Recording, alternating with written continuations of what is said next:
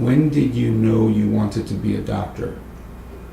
Okay, I would say it goes back to my second year of college when I got an A in biology, and I really enjoyed it.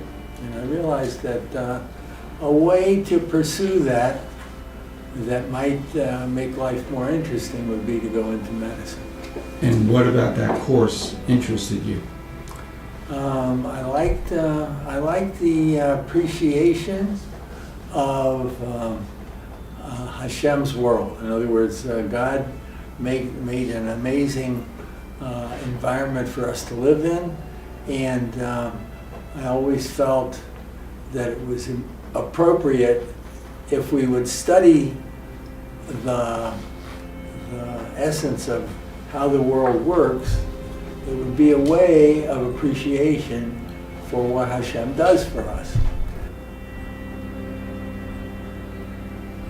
When did you know you wanted to be a pediatrician? When I hit the pediatric ward in my third year of medical school. Do you remember your pediatrician growing up? We didn't have one. The doctor in the family was a role model for many of the people in the family. Abe was the first cousin of my father, and he was a very paternalistic kind of a guy. He had a lot of influence on my whole generation, and there were dozens of doctors that came out of that. He was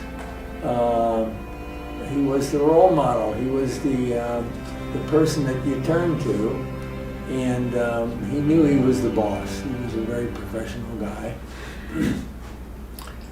and he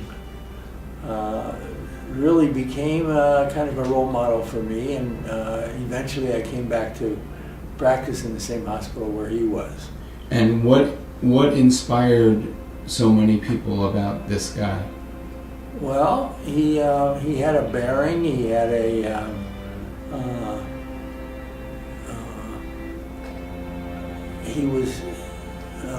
he inspired trust in people, and he delivered a lot of babies. He kind of specialized in obstetrics, so a lot of the people in my time were delivered by him. And when I came back to my hometown and I started practicing there, I ran into people that recognized my last name and said, Abe delivered me. That was a very common thing to hear. Who were a couple of or one or two of your treasured teachers growing up, either in elementary school, high school, people that changed your life in some way?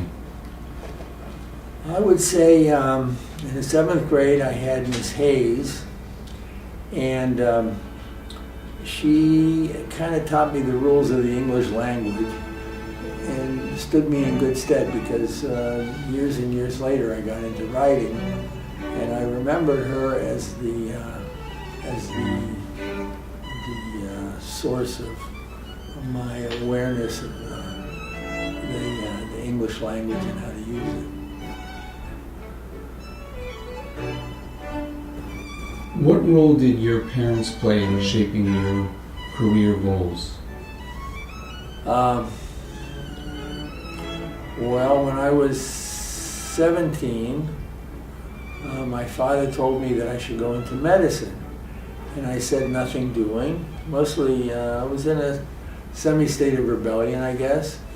And it didn't sound interesting to me at that time.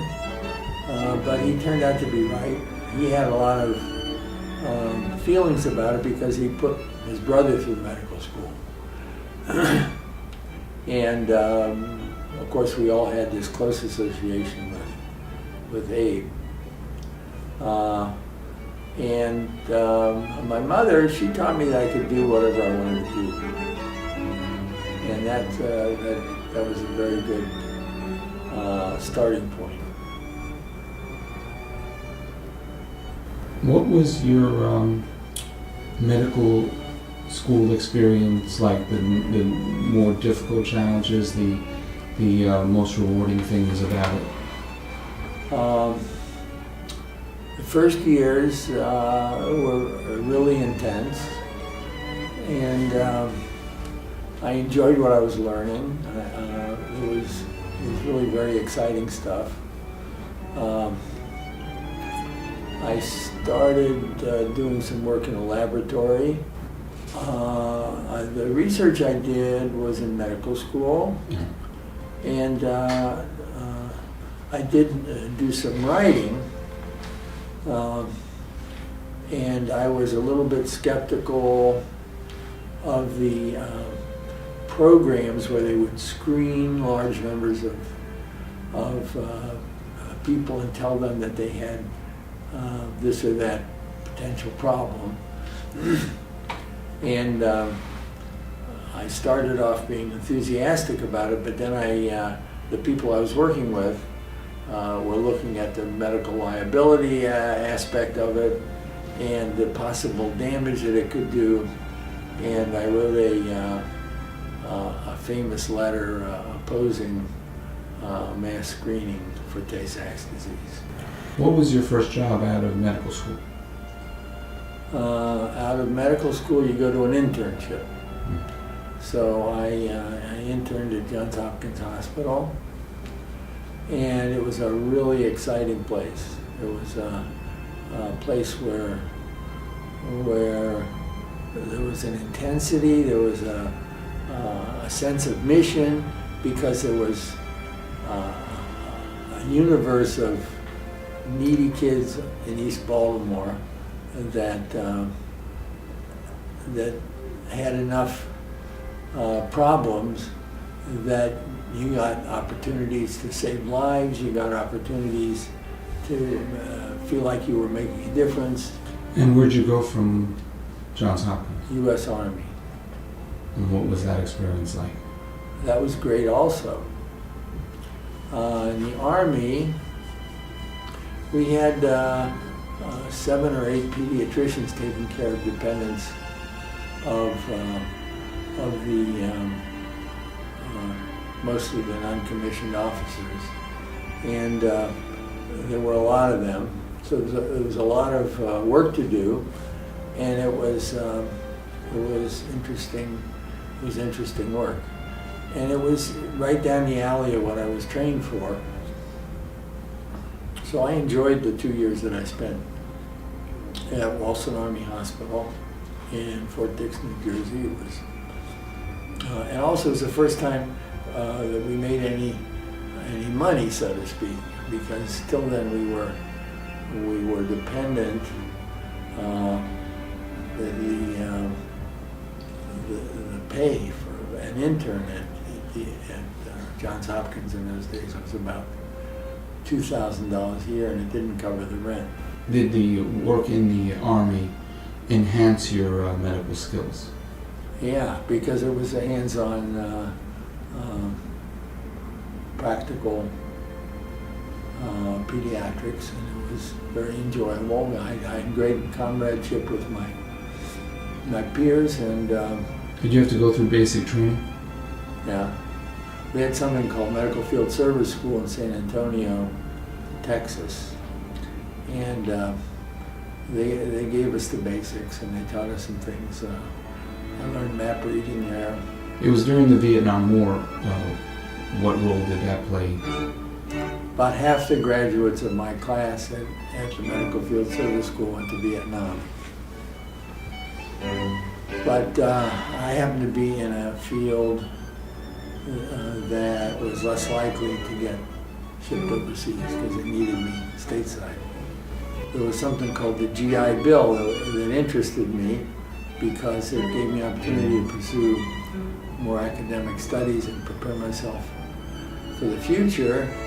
Of course, I didn't realize at the time that the pittance that they paid me wasn't enough to pay for the tuition for my kids that I had by that time.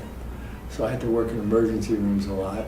But I had some good experiences there, hands-on. For instance, those are the days of the war on poverty, and there was a Head Start program. The Head Start had a health component, and I was in charge of the Head Start program in Pittsburgh.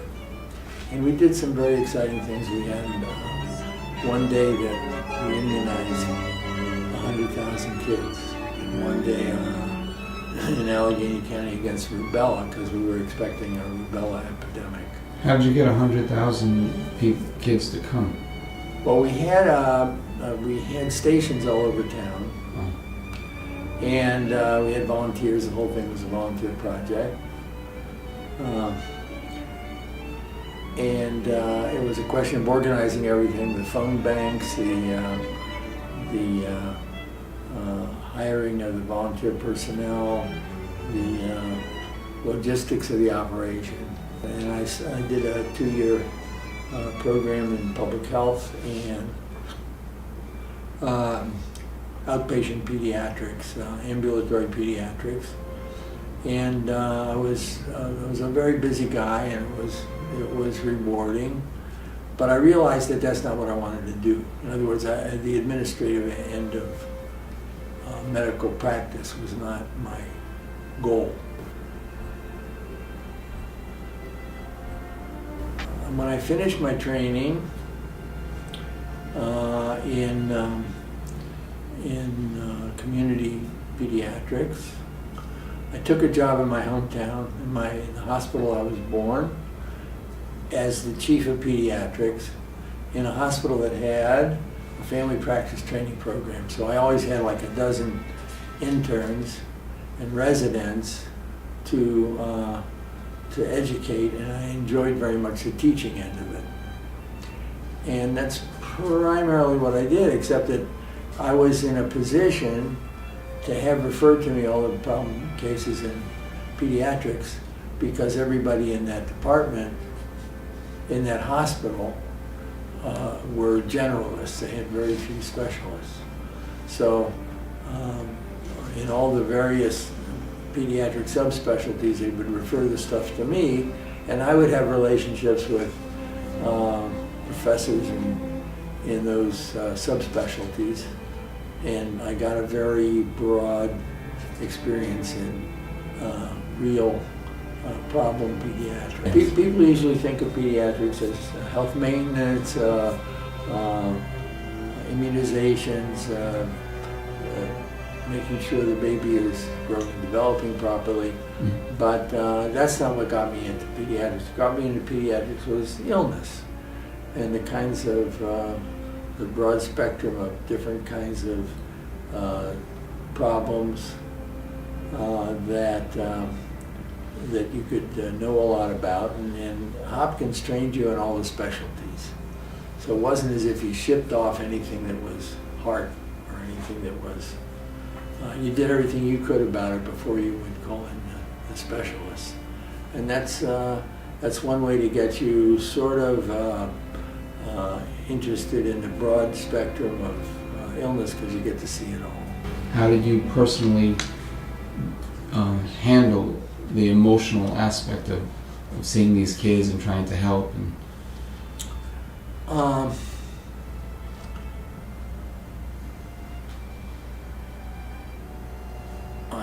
think that you just did what you had to do, and you put your own being, your own personality into whatever it is that you're doing, and you sometimes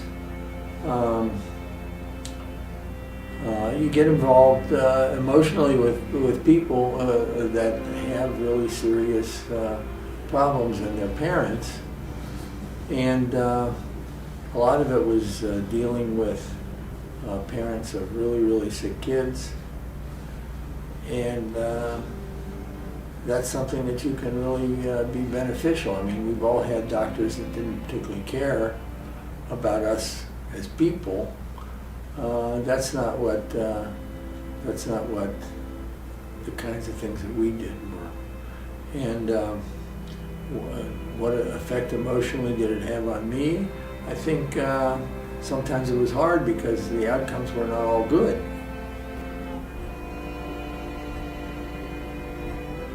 After I finished the Pittsburgh fellowship, I I got a job in Dayton that lasted for 6 years. We didn't intend it to. We thought we'd be there for 3 or 4 years and then move on. The theme, and I have to say this about my wife, she was very, very supportive of all the moves we made and all the efforts that we made to get excellence into our background. So same way as we went to the best medical school we could and the best internship we could and so forth, that necessitated moving around. And I have to say that the burden fell on her. She was a real helpful person. She, so to speak, supported me during a lot of those years.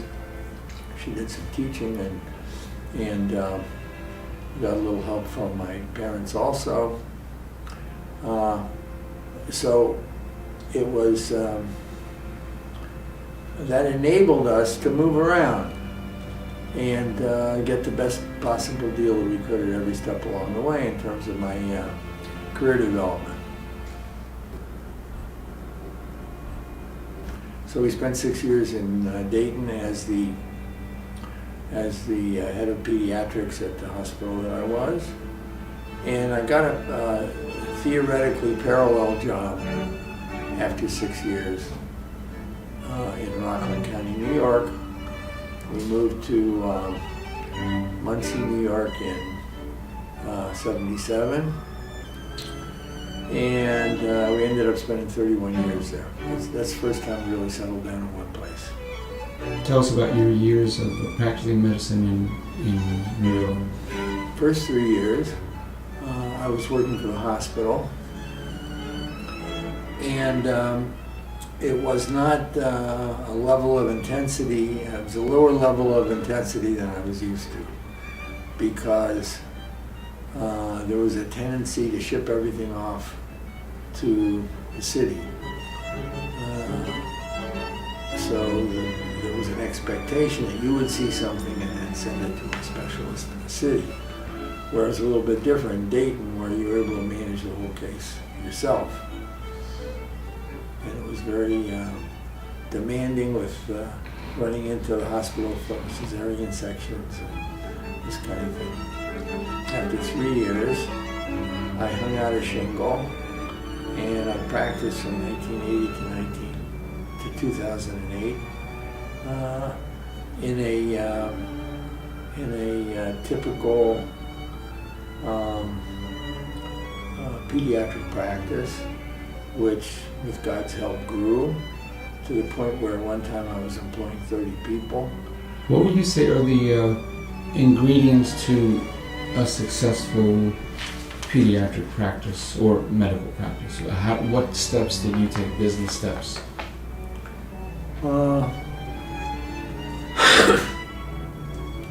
Since you didn't have any formal training in these things, you had to learn step by step about insurance, payments, about the responsibilities you had to your employees to make sure they had their health insurance and so forth, and setting up the office, getting involved in the decor and so forth. I ended up building 4 offices over the course of my time in Rockland County. And a lot of it had to do with personnel management, especially medical personnel management, and the interaction with your peers, and the feeling that I had to give them that they were contributing, and at the same time back them up with some of the expertise that I had, and they didn't. The first part of the practice was really rough sledding, because it took a little bit of time before you got the ball rolling. But over the course of time, there was word of mouth, there was successes that you had that resulted in growth. And the growth was very pleasing. It was, I had a feeling that I was helping a lot of people, not only the patients that I was serving, but the personnel that I was supporting with the practice. How would you say pediatrics changed over the course of your career? The pediatric office practice got progressively trimmed down to very basic stuff, so that whereas I had the capability to handle endocrine problems and metabolic problems, those kinds of cases, because of pressure from patients and the expectations that they had, got taken away to the specialties. And a lot of the interesting stuff that got me into pediatrics in the first place became the domain of others. Did you have to train the parents in your practice in a sense not to overreact or that kind of thing? Yeah, I was dealing with a very nervous type practice. It was, in other words, they were, when I say I had a very broad spectrum of patients. We had in our practice at one time 11 different languages that the practitioners spoke to take care of the needs of the broad population. And we had people from all kinds of immigrants and Appalachian types and blacks and Puerto Ricans, but it was more than 50% a Jewish practice, in the sense that we served a community of Jewish people, and a lot of them were Hasidim, a lot of them were Haredim.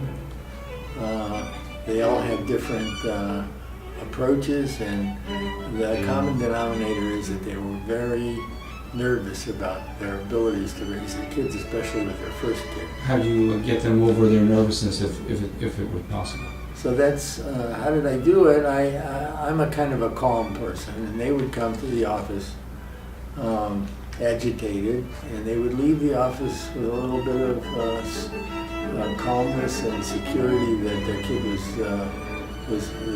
they were capable of handling their kid's problems. So I didn't realize it, but when at the end, when I was leaving, the personnel got the patients to write little vignettes about me or little thoughts about me, and the primary thing that came across was that I was an enabler of mothers to be able to feel confident in raising their kids. Your thoughts on being the wife of a pediatrician, the challenges, the issues? Well, I think I was very proud of Daddy all along. I was very proud that he was going to one of the best medical schools in the country, and he was achieving and trying to get to different learning experiences in the best places. And I think I was trying to be very supportive of that. At the same time, it was not easy to be moving around all the time. And when he was in private practice, he got phone calls a lot during the night, and it was very hard not to sleep day after day. It was like 2 or 3 times a week he'd be on call, and the calls came in, and it was very hard. And also he didn't have time to do regular living so much. He was doing his thing with the medicine, so I had to be in charge of everyday living and the details of life. Well, we tried to get the word out, and people should be encouraged to go to see him, and I don't know if I was so effective. I think that we tried, and I think it was helpful. Barbara Bush said how many times she moved in a period of in her lifetime. I think it was 26. I was amazed because it's very hard to do that. I was going through memory lane when he was going through different cities and different jobs. many of my friends encourage their husbands to go into dermatology, allergy, ophthalmology, because it's a very good field, it's very remunerative, and they don't work at night. But I never encouraged him. I never told him to go to an EC field, because I saw he was very interested in pediatrics and was good at it, and I never told him, how about you think about dermatology? You know, we have friends yesterday. How about going to dermatology? You'll play golf a lot, you'll rest a lot, you'll learn a lot. But I never told him to go to any field. And I used to make sometimes when he was coming home with a very difficult case where the kid died or something. So I'd make a cherry pie. He liked the cherry pie, the apple cherry pie. So I'd make a lot of cherry pies. The key ingredients to raising a healthy child, you both can answer this. Well, you know, on one level, you want the person to have a feeling of self-worth as he's growing up. And there are pitfalls, like for instance, if you do too much for them, they get spoiled, and if you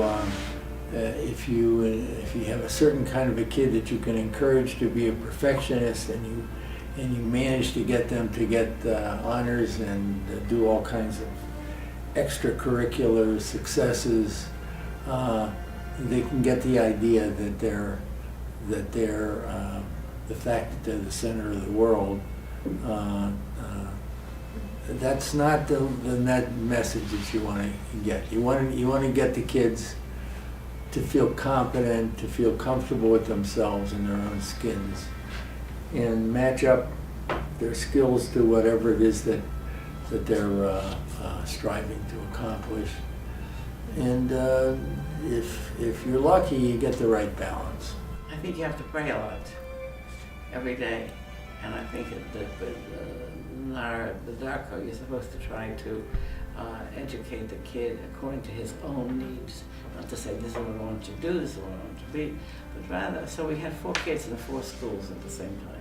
Tuition was very high to have 4 kids in 4 schools, because each kid needed a different school. You have to do a lot. And then there were the genes. We see the genes coming out that might out our children. They have daddy's genes for this thing, this, this. So I think you have to teach them kindness a lot. And if it doesn't come to them naturally, you have to teach it to them.